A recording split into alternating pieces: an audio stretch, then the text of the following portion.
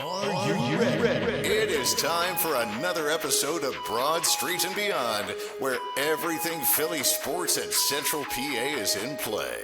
We leave those New York sports in the penalty box. And now, here's Chase and JT. Welcome back, everyone. It is another edition of Broad Street and Beyond, coming to you from the Fairview Golf Course Studios. Great golf in Central PA for over 60 years. It's great weather out there. It's hot. It's humid. It's in the 90s, so it's a great time to get out there and sweat and be miserable and hack around the golf course for a little bit. Go to fairview.distinctgolf.com. JT, along with our good friend Noah White he's our sports director here at 7MM Lebanon, and also he is the host of Back to the Whiteboard, which you can also find along with this podcast at 7mmsports.com. And you can also take it wherever you go on the Radio Novo app from 7 Mountains Media. Noah, how you doing, buddy? I'm doing good. And like you said, John, if it's 90 degrees out on the golf course, it's probably a nice, cool 65 in the clubhouse, which is where I would be parked on a day like today. Right. But so what are we looking at? 90-some degrees, which will make it, let's see, if I go out and look at the thermostat, probably looking at about 80 degrees here inside the building, which that's a different discussion altogether. Hopefully that'll get changed pretty soon. I'd like to bring Noah in from time to time. He's graciously pinch hitting today for Chase, and I thought we'd dive right into some baseball because we are smack dab in the middle of Major League Baseball, and we've got the Phillies to talk about. We've got the Pirates. We've got your Baltimore Orioles. Those are your O's. They're not my O's. Yeah. We, of course, we'll lead off here with the Phillies, who if you haven't been paying attention, have gone under a recent resurgence here under interim manager Don Mattingly. They've played really good baseball. I think they are now 15-5 under Don Mattingly after last night's loss to the Reds. They had a nice little road trip, which really opened some eyes, raised some eyebrows. 2 out of 3 up in Fenway against the Red Sox, and from my perspective, a surprising 3-game sweep in Pittsburgh against the Pirates, not only because I think the Pirates have a lot of potential this year to challenge for a playoff spot, but historically the Phillies have done pretty lousy in Pittsburgh, even when they've had some really good teams. They've traditionally, I would say in the last, 10 years or so, have gone out to PNC Park and laid an egg against the Buccos, but that was not the case this past weekend, getting a 3-game sweep, a big comeback win on Friday when they were down 6-0, courtesy of Chef Nola and his signature meatballs. And also then back-to-back shutouts on the backs of Christopher Sanchez and Zach Wheeler, and now they're in the midst of a 3-game home set here with the Reds. I'll throw it over to you, Noah. Are you surprised at all by what we're seeing from the Phillies, or is everything just sort of balanced out where it was supposed to be after the horrific 9-19 start? Yeah, I don't know. I think this is very 2022-esque from the Phillies. It was a little later on in the season, about this time, that they gave Joe Girardi the boot for Rob Thompson, and then you saw the historic turnaround that they made, obviously making it to the World Series and pushing the Astros to the limit a bit there. And I thought, you and I had talked about this off air a couple of times, a change was imminent, and we were kind of wondering whether or not could this same thing happen. I kind of felt like it does. Anytime you get a new voice, a new prominent voice in the clubhouse, I think it really does change things. And there's always that sense of like the players feeling like they failed their manager and got him fired, in a sense, because it's their play on the field that resulted in Rob Thompson not keeping his job, of course. So I'm not surprised by this. I just want to know how long can it go. But to be 1 game above 500 now after last night's loss to the Reds, and to be 15-5 under Don Mattingly, I think this lineup is clicking. And I think we've said it back and forth. Like, they've always had the pitching to be good enough, and that lineup can be streaky. And at the beginning of the season, it was a bad streak for the lineup. But now you have the Bryce Harpers, the Kyle Schwarbers, who is still the major league leader in home runs.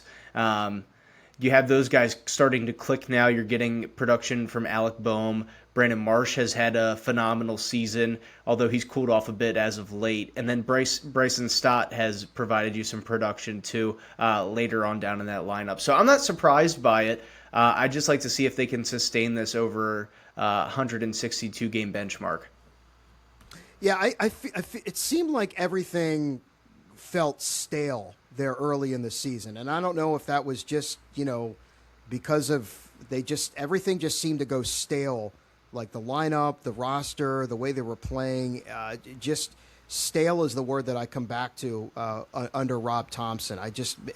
Maybe they just needed some kind of shakeup. I wonder at what point do we consider what is a large enough sample size of games under Mattingly to know, was this just a better part of the schedule? Does Mattingly is he doing things drastically different? Is he doing things slightly different? I mean, I would contend to say it's pretty much the same lineup that it's been that you alluded to, and the fact that it's a streaky lineup that can go hot and cold. The biggest difference is that the starting pitching stabilized. The starting pitching, for whatever reason, it's the same guys, but for whatever reason, the starting pitching was terrible in the early part of the season. And then all of a sudden, Zach Wheeler comes back and everything seems to have stabilized. Again, I don't know that if the offense, the lineup is hitting better right now, but I don't know if it's any better or worse than the lineup that it's always been. It's just that it's the same kind of lineup with better starting pitching that can, and you've seen it a couple of times, it can kind of keep the Phillies hanging around a little bit on nights when they don't really have it. Case in point last night, they really didn't have it against Chase Burns. And, they were in it. Luzardo was good enough. He really didn't get, I think that triple, the ball that Crawford, I feel like should have caught in center field. It was on the run. It was a tough play. I think that inning set Luzardo up for disaster. He only gave up 2 runs on sac flies, but, they were in the game even though they weren't doing much offensively. And then when Mattingly lifted Luzardo and went to Tanner Banks and Jonathan Bolin, that inning wasn't very well executed. You had the bases loaded walk. You had the play at the plate, the throw that Harper bounced to the plate. That's where, at that point, I kind of felt like it was pretty much an insurmountable deficit at that point. You can kind of tell when they have it and they don't have it. But overall, I mean, Painter pitched, had a quality start on Monday night, enabled them to come back. I guess I go really hot and cold with this bullpen right now. There's not a lot of guys that I feel like there's a lot of guys who have shown the ability to be lights out, but then there's also guys that you're kind of I can really go either way with. Tanner Banks is one. Jonathan Bolin last night. Brad Keller's another one. I feel like there's some of those guys, they'll go through good streaks, but they pitch a little too much to hard contact for my liking.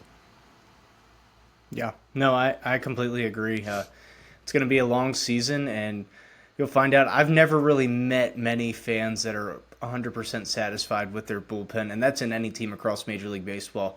You're hoping your starters can go 7 innings and you face the minimum 2 innings with your bullpen. But not everybody has a lockdown guy, and sometimes the lockdown guys are inconsistent. But when you're pitching to be able to come back rather than pitching with the lead, it always looks a little different as well. Well, and I guess bullpens in general are kind of a finicky thing. You kind of have a bullpen that'll go good for a while, and then I think every team goes through that at some point in the season where the bullpen things kind of the wheels come off for a little bit, and then you got guys that are hurt, and then you got to bring guys up from the minors, and then eventually you hope as you get later in the year, and if you get to the postseason, that things will kind of get back on track. So we'll see. The Phillies, actually in a little less than an hour as we're recording this, the Phillies will take on the Reds for a 105 first pitch with Aaron Nola taking them out. And Noah, I'll be sitting there like this as I watch the game, hoping we get something decent. Yeah. I hope we don't get the Nola we saw last Friday in Pittsburgh, because that would be a disaster. You can't hope for the offense to score 11 runs every time Nola pitches. But hopefully, I don't know. I always get an unsettling feeling because you never know when the home run monster is going to creep up and grab Nola. Yeah, well, I mean, he's going against Andrew Abbott today as well, who has had a phenomenal start to his career, but he this season he hasn't looked like himself. So you never know, but he is a tough lefty. A lot of lefties in that Phillies starting lineup, so we shall see. I think you leave serving meatballs to Vic Fangio as it comes to Philadelphia. Yes, we'll leave that to Vic. So we can kind of dovetail the talking about the Phillies into the Pirates, because the two were interconnected last weekend with the 3-game series. And I think, I've been on this pod many times. I've been very bullish about the Pirates. I feel like they have a lineup. They to me, it feels like they're ready to take that next step.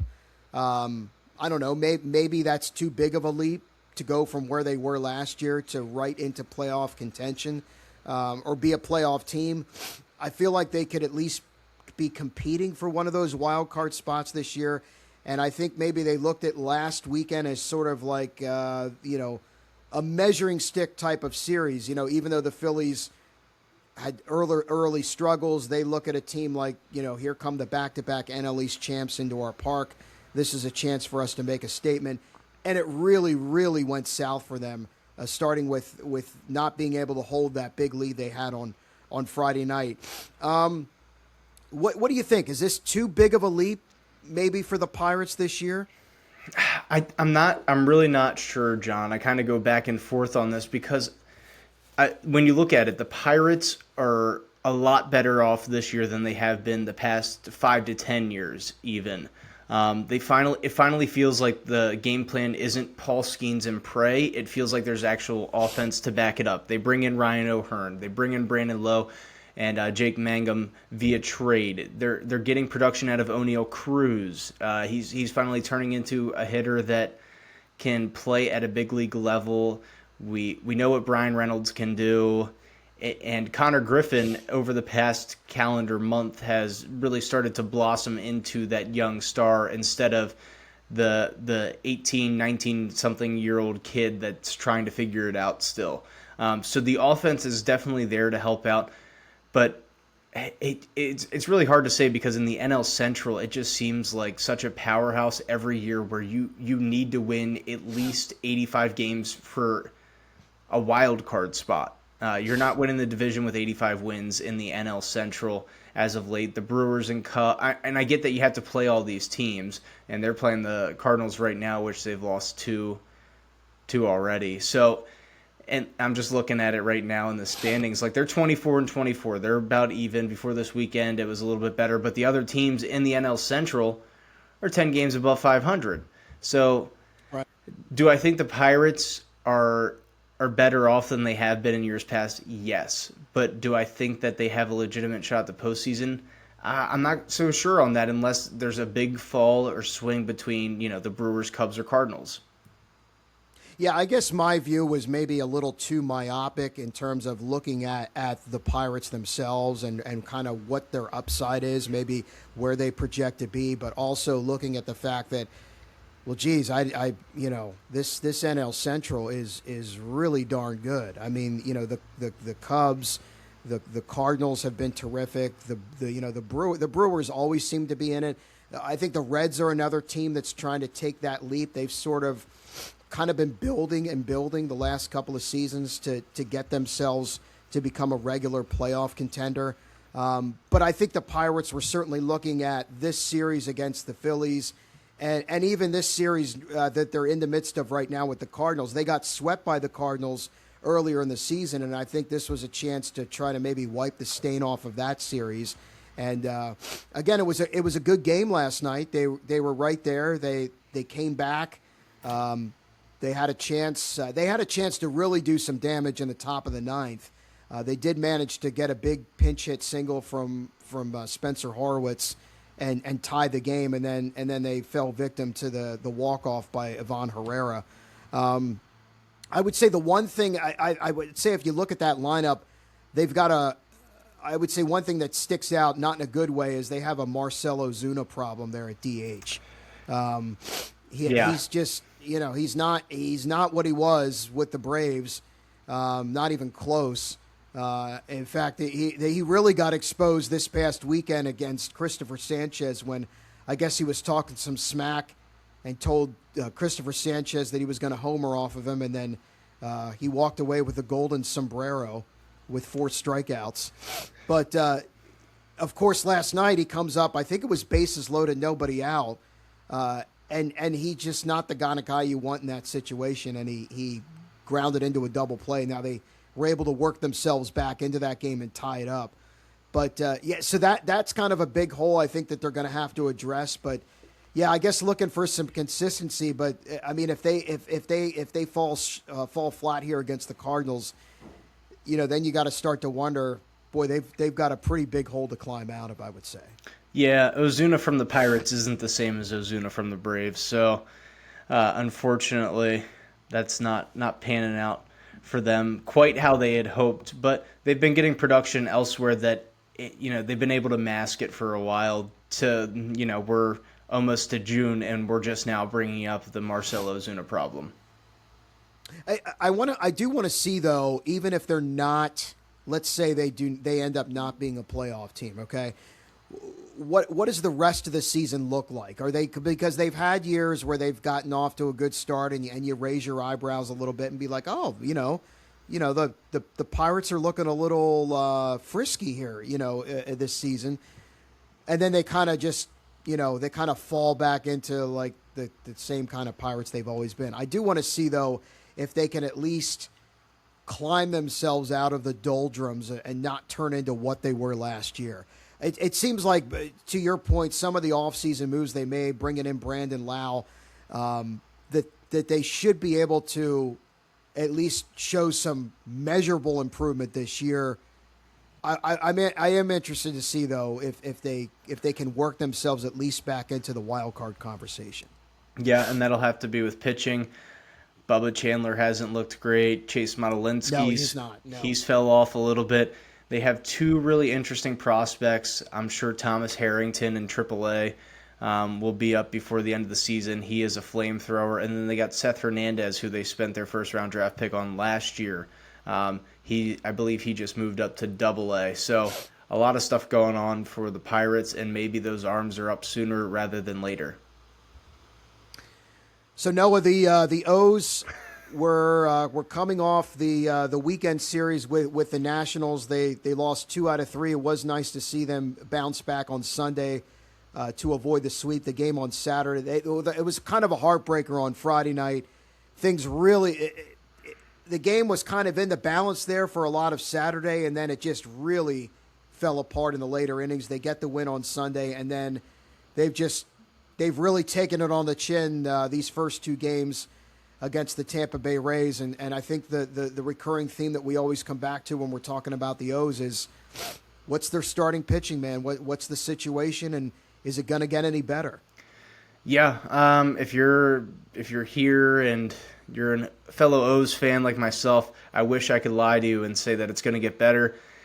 I can't see that happening. I think that they have a really bad pitching problem. They are the AL's worst in ERA, and they are the league's second worst in starter ERA, only in front of the Colorado Rockies, who of course play at Coors Field, not exactly a pitcher-friendly ballpark. And then when you go to the bullpen ERA, it's not much better. And if you took out Rico Garcia and Ryan Helsley, who have had some of the best ERAs across Major League Baseball as far as relievers go, I don't even want to know what those numbers would look like without their ERAs added into that equation. So the Orioles have a big pitching problem. They really put a lot of eggs in the Trevor Rogers is going to continue his dominance from last year basket.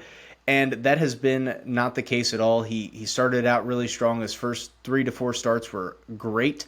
And then he hasn't had a quality start since April 14th. So It's been a long time going for Trevor Rogers. He actually landed himself on the IL with an undisclosed illness. Mike Elias, if you say anything about our GM, it is that he's a master manipulator of the IL, and you could go on there for, stubbing your finger, grabbing an Oreo out of the clubhouse. So, yeah, the pitching has been a big problem. They obviously made some offseason acquisitions. They spent a lot of money in Chris Bassett. They tied a lot of assets up in a trade to go get Shane Baz, who's going to be on the bump in about an hour. Like you said, they're wrapping up. The Orioles are wrapping up their series in Tampa Bay at 1:10 today. So he'll get a chance to pitch against his former club and kind of maybe show what he's about. They've just been okay. It feels like when your problem with the Phillies is that their starting pitching has been so good and that their lineup is inconsistent. It feels like more times than not the Orioles have a good lineup and then the pitching gives it away. But then on the reverse side, the pitching gives you a gem. Maybe you'll go 7 innings from Shane Baz. He gave up 2 runs. That's a great quality start from Shane Baz. And then the offense can only muster up a run. And I think that's been the problem. Gunnar Henderson's really lacked confidence at the plate. He changed up his swing a tad. And he's been tinkering with his swing for the past couple of years. He's had a couple of different hitting coaches, and they all seem to try to tinker his swing. Why can't we just go back to his Rookie of the Year campaign? That swing seemed to work to the tune of 35-plus home runs and a bunch of stolen bases. If only it were that easy, John. But yeah, it's been a rather unnoteworthy season from the Orioles. I think I was expecting a little bit more from them this season. Trevor Rogers looked like an ace that we had to lock up. We go and trade for Shane Baz. We sign Chris Bassett, who's really good against the AL East. We get Pete Alonso. A lot of moves are happening, and they've been rather lackluster. Taylor Ward, Adley Rutschman have been phenomenal. The Tyler O'Neill contract's kind of killing him in the outfield. General soreness, as I like to call him. He's always out for some sort of undisclosed soreness and taking a week off. And honestly, they're better off when he does. We got your boy Weston Wilson, who isn't a bad batter, but his performance in the field is about what you'd expect at Orioles baseball right now. That's why they're sitting 7 games below 500. General soreness, reporting for duty. Sometimes reporting for duty. That's true. Yeah. I would like to see, though, now it looks like, it's funny, I was listening to somebody the other day talking about the Orioles, and he's like, they just can never seem to catch up, and it's like, you get one guy back and then 2 guys, it seems like 2 more guys get hurt. I know, I guess Dylan Beavers is injured right now. There's some, from what I heard, I guess Helsley is supposed to be back pretty soon. Is that right? Yeah, he was on the bereavement list for a little bit, and then an injury to kind of go like right along with that. So he had some time off. I'm not worried about the bullpen. It's how can we get to our bullpen and not in the 5th inning. It's really what the starters are going to do to set that up. Because if you're down 6 runs, you can't really use Ryan Helsley in something that, in the ideal situation that you would want him in. They did just get Jackson Holliday back last night. He went 0 for 2. They brought in a lefty pitcher, so the Orioles pulled him out and kind of brought in Jeremiah Jackson to provide a little righty-lefty spark off the bench late, but it was too little, too late for the O's. I mean, I would like to see how things look, with the Orioles kind of whole, as healthy as maybe they're going to be this season, and just see it, because it just feels like that the season was sort of off the track from the get-go with so many early injuries, the Jackson Holliday injury, and then it's just sort of, it feels like it's snowballed.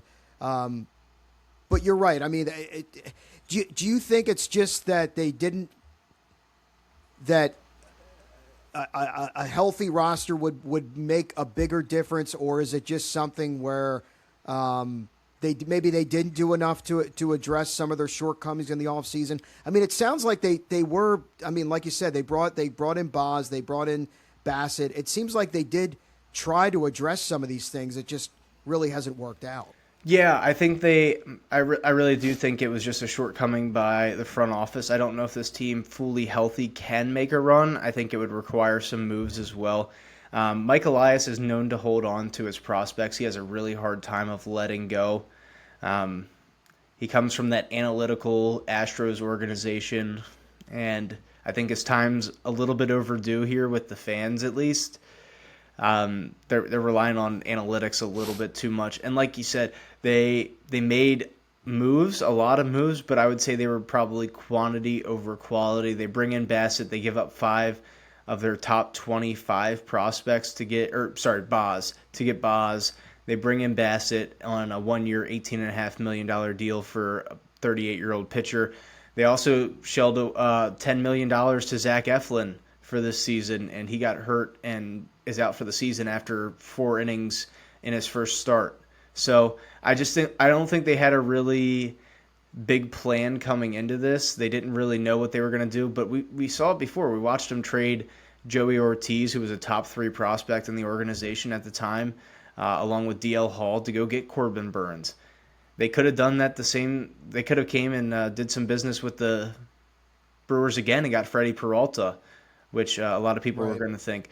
They were in the runnings. They actually made a more aggressive offer for Ranger Suarez. They decided to stay put on Framber Valdez. So there was moves that they could have made that would have helped this ball club now.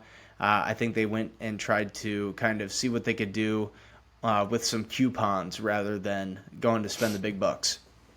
Maybe a little bit on the margins, right? Let's cut the crust off the sandwich instead of changing what's in the sandwich. Exactly. Yep.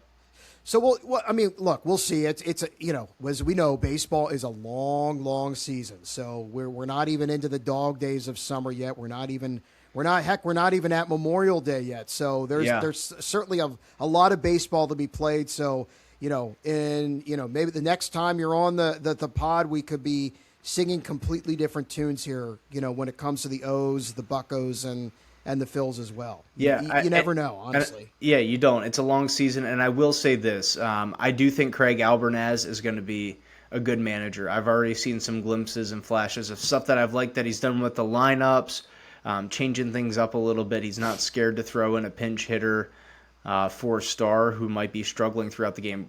Just last week in Miami, he tossed in Adley Rutschman fresh off the IL for Sam Basayo, who was a single short of the cycle. Adley Rutschman comes in, hits the game-winning RBI. So, he's not scared to make moves. So if you're an Orioles fan, I would find solace in the fact that Craig Albernaz is going to be a good manager. He's the modern day Casey Stengel is what he is. Yeah. Is that a dated reference? That's John, I just completely gave you that one. I have no idea. You don't know who he is? No. Oh, okay. Well, he's a legendary manager. He was a manager of the Yankees of yesteryear. Now, we got to remember there is quite an age gap between the two of us. So I'm getting to that age now, Noah, where I'm going to throw out some references, and you're going to be like, "Who the hell is that?" Well, what are you talking about?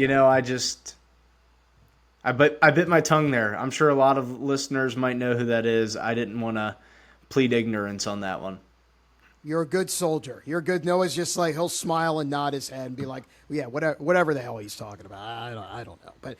Listen to Broad Street and Beyond. I'm JT. This is Noah. He's in for Chase this week, and we are recording from the Fairview Golf Course Studios. Great golf in Central PA for over 60 years. Go to fairview.distinctgolf.com. And remember, you can also catch this over at 7mmsports.com. And we also have the Broad Street and Beyond YouTube channel. Remember to like, share, and subscribe. Noah, I thought we'd do a little bit. Chase and I did this a little bit last week, but a little more of maybe an extended post-mortem on the Philadelphia 76ers, whose season came to an end. There it is. Hey, that hat was sitting in our lunchroom for the better part of a week, and you came back from your trip to Beantown and claimed it. So I'm glad to know it's got a good home. It might have the best home that it can. Obviously, I've been on our airwaves doing morning sports, talking about my love for the 76ers, as we'll call it.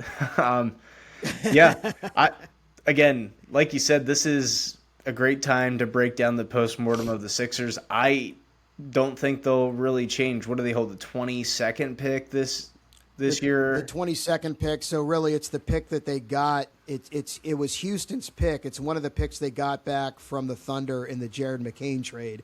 So now, really, it's it's really incumbent upon, I feel like, the Sixers to get this pick right as much as they can, picking at number 22, because again, you had a guy in Jared McCain who has a lot of upside, and you're seeing it right now with the Thunder and what he's been able to do coming off the bench for them.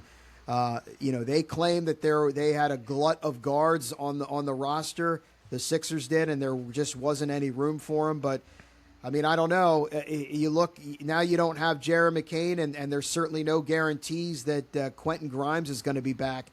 I'm sure there's going to be a team out there that's going to probably throw a lot of money at Quentin Grimes, and maybe more than the Sixers are going to be able to pay.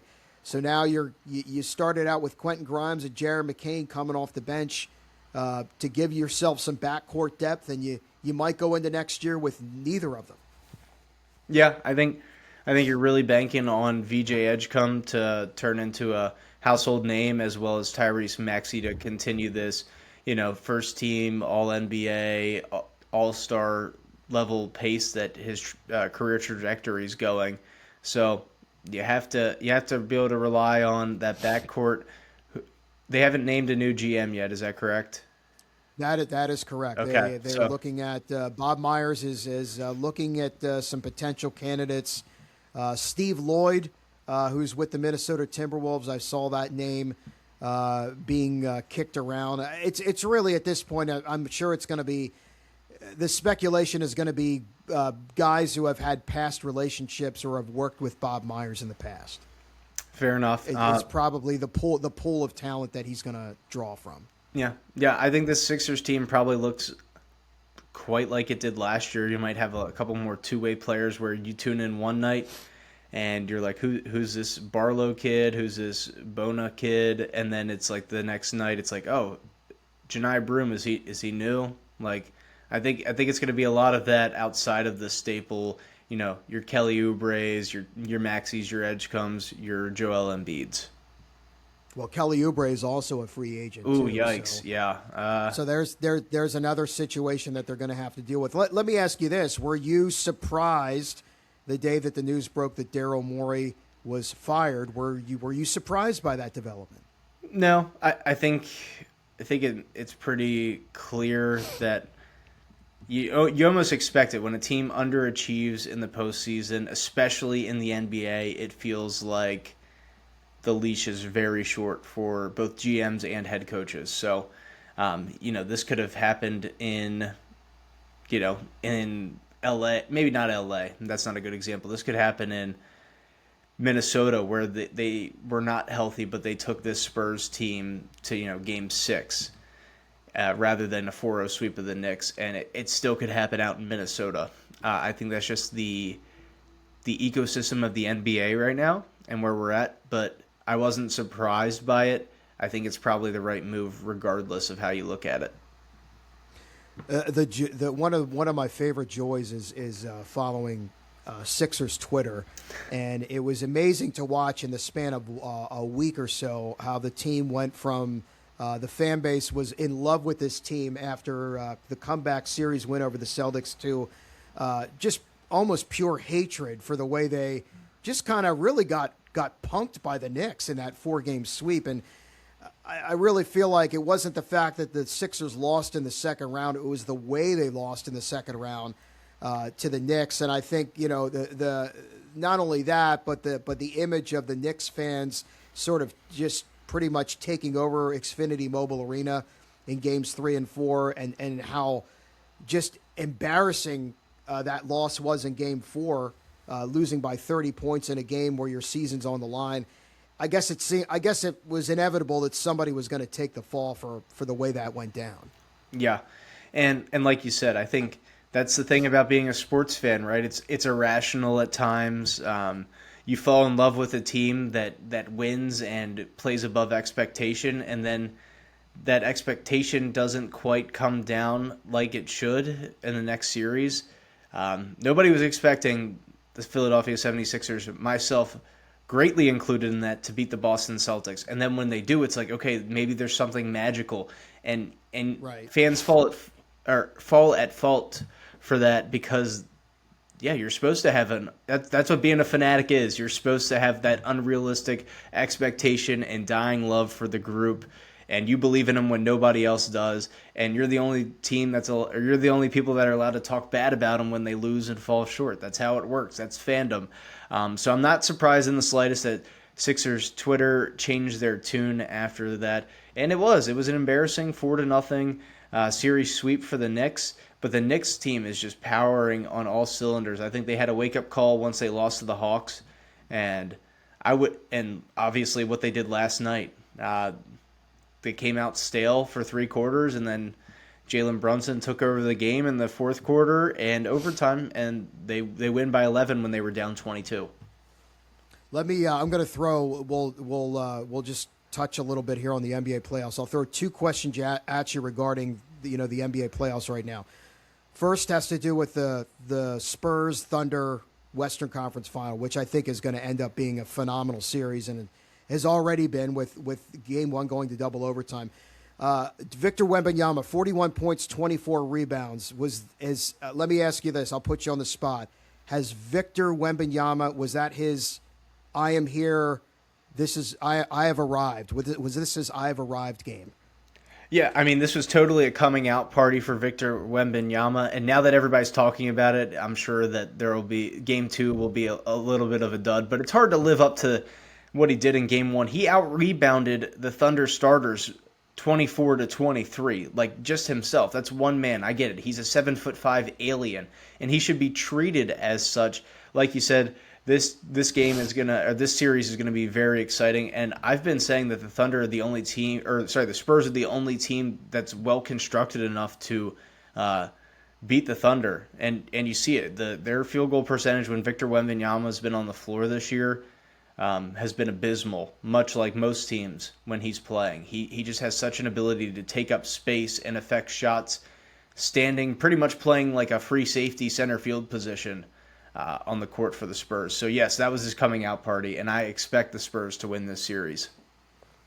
Second question. This is regarding the Eastern Conference Final. Of course, you alluded to it just a few minutes ago, but the New York Knicks had one of the greatest comebacks in NBA playoff history, rallying from 20-plus down in the fourth quarter to force overtime and beat the Cleveland Cavaliers 115-104.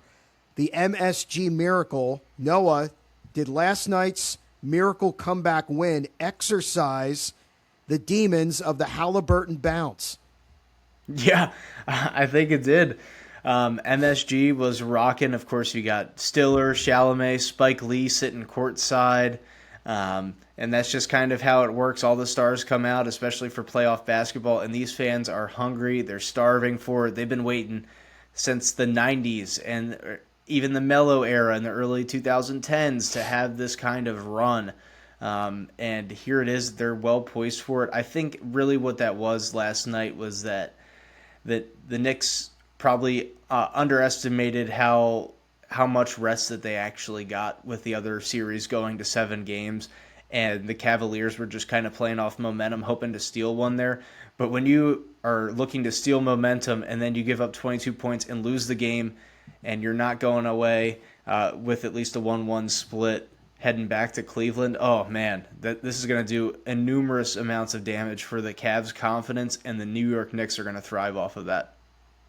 Yeah, I'll be interested to see how if that momentum carries over into Game 2, or if the Cavs are able to pick themselves up and respond, or if that just did a number on their psyche. But that's not till Thursday, am I right? I think tonight, Wednesday night as we record this, is Game 2 of the Western Conference Final. So looking forward to that. We're going to go into our gentleman's sweep for the Knicks. I'm going to add that in. Gentleman's sweep. I love the gentleman's sweep.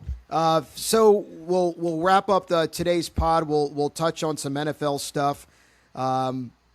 we're just now, less than 2 weeks away, basically, from the magical June 1st trigger date, which a lot of eyes are going to be on that day because that could be the potential, or that could be the possibility exists that we could finally see one of the worst kept secrets in the NFL, and that could be the Eagles trading A.J. Brown. For a while, it looked like to the New England Patriots, but now it looks like the Jacksonville Jaguars are emerging. Could we possibly see a bidding war to acquire A.J. Brown? Do you think he ends up with the Patriots, or do you think someone else swoops in? Man, wouldn't it just be Howie Roseman to have this? Again, we talk about gentlemen. I'm sure there's a gentleman's agreement in place. Hey, post June 1st, this is what we're looking at for an offer. They'd already been in talks with the Patriots for most of the offseason about this. We know that, yes, of course, because of Diana Rossini.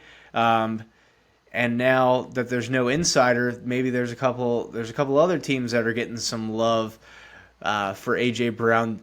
I think Howie's going to get the most out of it that he wants. So whether that's, a first and a third, is it just a first? I think that he'll kind of have his pick. If the Jacksonville Jaguars emerge, that would be something. I know they've talked about moving Travis Hunter to cornerback more than wide receiver, maybe just limited snaps on offense or as needed. But if they could add A.J. Brown into that offense, that would be something. So yeah, I think we could see a bidding war. Okay, so and of course there's always an extra branch to this drama, and one of the stories making the buzz is I guess they're calling it the wedding snub heard around the NFL, with the fact that A.J. Brown got married this past weekend, and there were many teammates and many former teammates of the Eagles with A.J. Brown. One who was not there was quarterback Jalen Hurts.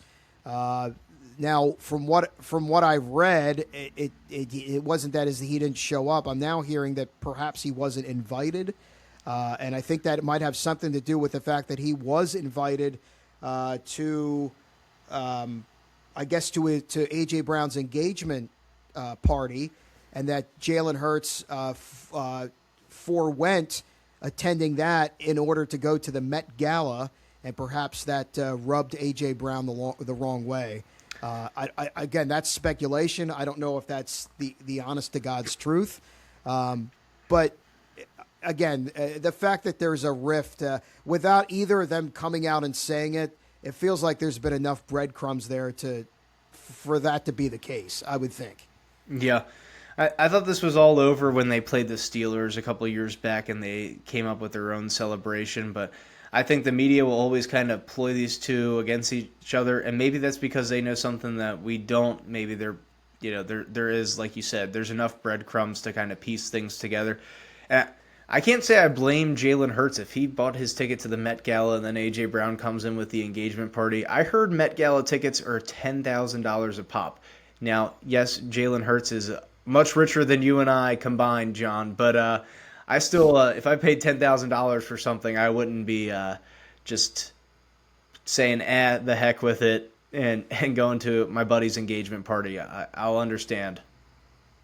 I think next year you and I should start this process now. Apply for Seven Mountains Media credentials to attend the Met Gala next year and just cover it.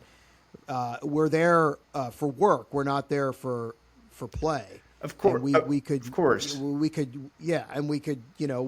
give live reports and let everybody know the ins and outs of what's going on at the Met Gala. What are the chances of that happening, do you think? John, we'd also have to probably expense some pretty elaborate costumes, and I don't think either of us could pull them off. So I'm going to say probably slim, but there's never a 0% chance. Are you suggesting that the Mr. Froggy costume wouldn't get it done? Maybe Mr. Froggy dressed up in a suit and tie with some sort of Sam Smith hat. Oh, okay. All right. Well, maybe. We have somebody in the building who's good at dressing up Mr. Froggy, so we could get her on the case, and maybe we could put something together for next year. That would be fun to try to pull off. So, you just mentioned the Steelers. So speaking of the Steelers, I guess the big story out of Pittsburgh is that Aaron Rodgers is, in fact, coming back for another season. He reunites with Mike McCarthy. So not only that, but also talk of Mike McCarthy hitting the or attempting to hit the factory reset button on both Aaron Rodgers and new drafted quarterback Drew Aller. Noah, your thoughts on Aaron Rodgers coming back and basically Mike McCarthy trying to wipe their hard drives clean? Yeah, as a Ravens fan, I love it, John. I can't believe that we get another crack at Aaron Rodgers. The NFL's basically come out and said that they screwed up in the first Ravens-Steelers game where it was an interception, it wasn't an interception, likely's toe, was it a catch, was it not a catch? So the Steelers did beat the Ravens twice, but I would say we played them pretty close, and I'm glad that we get Aaron Rodgers back. Again, he's just blocking up the development of these young quarterbacks. And the fact that Mike McCarthy has to try and reinstall or get a software update for a 43-year-old quarterback. I know how my computer updates. It takes a long time, and it sounds like the fans working overtime, as you've heard before, John. So trying to do that with a 43-year-old man, I'm sure, is probably about the same at the quarterback position in the NFL. As for Drew Aller, it's probably a smart decision. I feel like we've talked about it in the office. A couple of you guys are Penn State fans, so you've talked about, was it James Franklin? Was it Drew Aller? Drew Aller showed a lot of potential. Was it did I see 44 or 61 collegiate touchdowns to just 13 interceptions? Obviously had a costly one against Notre Dame that could have sent him to the national championship a couple of years ago. But, yeah, I mean, I think that's okay. I think Drew Aller's an athletic freak. If he could figure it out, the footwork, if it could get better, you got some potential there. But I think bringing in Aaron Rodgers almost kind of uninstalls the reinstall that they're doing with Drew Aller, because it's just another quarterback on the depth chart, because you still have Mason Rudolph, you still have Will Howard, who Mike McCarthy's in love with, and I don't know. I think that the offense is still pretty stale for the Pittsburgh Steelers.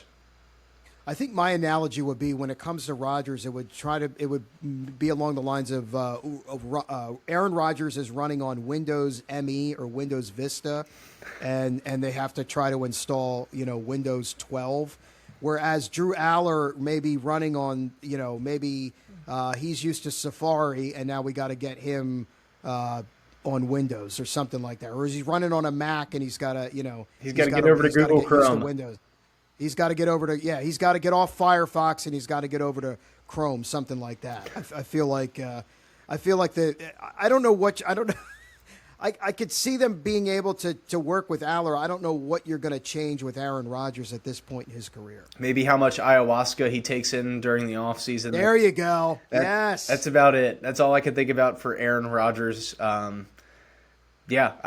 just don't see it working quite as well. I think it's going to end. It ended ugly last time for Rodgers and McCarthy in Green Bay, and whether or not Aaron Rodgers will say it, he does seem to be the kind of guy that holds a grudge. So we'll see. Noah, what's going on with the Ravens right now? What's going on down in Baltimore? What are you hearing out of the early part of OTAs? Yeah, I mean, OTAs have been great. I think this new head coaching staff is going to be great. Jesse Minter hopefully turns around the defense. We just signed the last player from our draft class, so all 11 players from the 2026 NFL draft class have been signed by the Baltimore Ravens. Edge Zion Young, the second-round pick, was the last one. He signed yesterday. I think it's going to be great. Lamar Jackson spent a lot of time in the offseason in Baltimore doing some things. He just got his jersey retired back in Boynton Beach over the weekend, and then he was back for OTAs. So I really can't say enough about it. It's, we're still 4 or 5 months from the beginning of the season to really know what this is going to look like. But I'm excited, as I always am. I think the young wide receivers that we've drafted have looked good during rookie minicamp, and then now in OTAs, I saw Jacoby Lane and Elijah Surratt making some phenomenal catches yesterday. So we'll see. I'm excited. Isn't it great to be talking football here as we head into the Memorial Day weekend? What could be better? It's 90 degrees outside. Your team has not broken your heart yet. You get to, the Ravens got new jerseys over the offseason. It's just a lot of fun to watch everybody warm up in shorts and a t-shirt. Well, we're just a week removed from the big schedule release show. So, which I tell you what, I love the fact that you get every leak imaginable regarding the schedule before the show actually airs. So you pretty much know what your team's schedule is before that show even airs. Yeah. I love how many quote-unquote leaks that come out prior to that show airing. I knew weeks 1 through 15 before the show comes out on Thursday at 8 p.m. on ESPN last week, and it's like, what? I just saw the Ravens already posted their entire schedule at 7:45 p.m., so what's the point of this show? It's just to give the social media teams some love that have worked so hard on getting content in the offseason, so they that's their time, is the schedule release. I will say this. I think that's one of the good things that has come out of this whole schedule release thing, is I think there's some great schedule release videos put out by some of these NFL teams' social media teams. I think it's some really good content. The Titans, I think right now are far and above everyone else. Their schedule release videos have been top notch. Titans, Buffalo Bills, and San Diego Chargers. LA Chargers. They've really figured out whatever the recipe is, the social media. Their media teams are great, and they did phenomenal jobs with their schedule releases. The Ravens wasn't too interesting, so I can't say that I was too thrilled with it. Yeah, the Eagles one didn't really do it for me either, but it was. What's that? Schedule release videos don't win you football games, so I'm not too. That's true. I'm not worried what Ryan and on the social media team's doing. No, it's again always a pleasure for you to stop on in and pinch hit this week. Always enjoy chatting with you. We'll have to do this again. We appreciate everybody tuning into this week's episode of Broad Street and Beyond. Remember, you can catch this over on our YouTube channel as we post our new episodes there every week. So remember to like, share, and subscribe. We want to thank, of course, Fairview Golf Course for being our studio sponsor. Great golf in Central PA for over 60 years. You can catch them over at fairview.distinctgolf.com. And remember, Broad Street and Beyond, now part of the 7 Mountains Media Sports family. You can catch us over at 7mmsports.com, as well as Noah's podcast, Back to the Whiteboard. You can catch that also on the Radio Novo app. Noah, again, always a pleasure, and I'm sure we'll do this again pretty soon. Sounds good. Thanks for having me, John. All right, man. Take care. Thanks for listening, everyone.